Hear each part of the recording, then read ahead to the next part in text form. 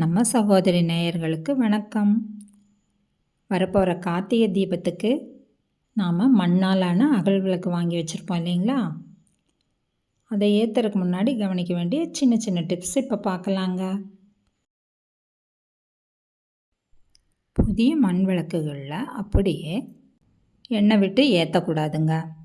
அந்த மாதிரி ஏற்றினோம்னா நிறைய எண்ணெய் இழுக்கும். அதுக்கு முதல்ல நம்ம அந்த தீபத்தை கொஞ்சம் நேரம் தண்ணியில் ஊற வச்சிடலாங்க. ஊற வச்சு தண்ணி போக வடித்து வெயிலில் காய வச்சு எடுத்துக்கலாங்க.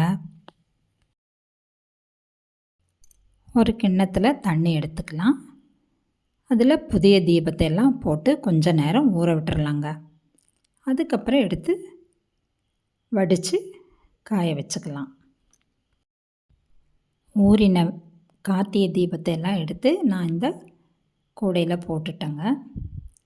கொஞ்சம் நேரம் இது தண்ணி வடிய விட்டுட்டு அதுக்கப்புறம் வெயிலில் கொண்டு வைக்கலாம்.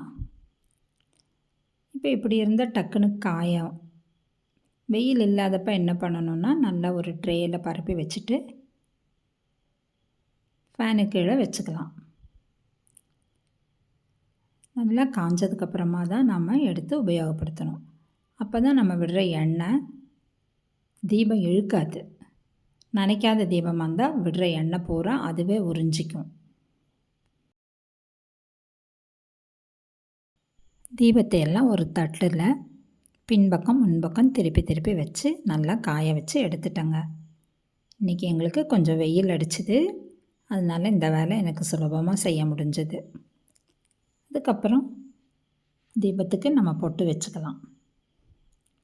மஞ்சள் குங்குமமெல்லாம் வச்சு ரெடி பண்ணதுக்கப்புறமா நம்ம திரி போடுவோம் இல்லையா? திரி போடும்போதும் ஒரு சின்ன டிப்ஸ் பார்த்துக்கலாம்.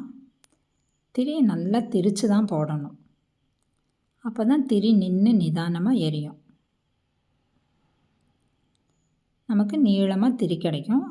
அதை மடித்து நல்லா கையில் திரித்து போட்டுக்கலாங்க. நமக்கு நேரம் கிடைக்கும்போது தீபத்தை இந்த மாதிரி சுத்தம் பண்ணி வச்சுக்கலாங்க. தீபத்தன்னைக்கு சுலபமாக கார்த்திகை தீபம் ஏற்றிடலாம். உங்களுக்கு இந்த டிப்ஸ் யூஸ்ஃபுல்லாக இருக்கும்னு நம்புகிறேன். நன்றி, வணக்கம்.